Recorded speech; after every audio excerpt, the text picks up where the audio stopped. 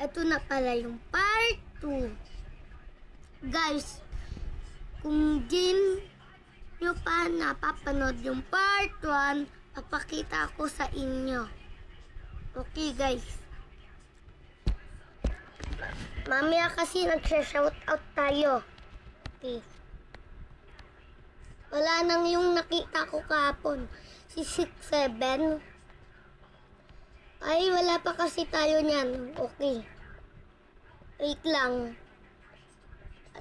Ayun, may... Ay, tingnan ko muna brain rot ko ha, guys.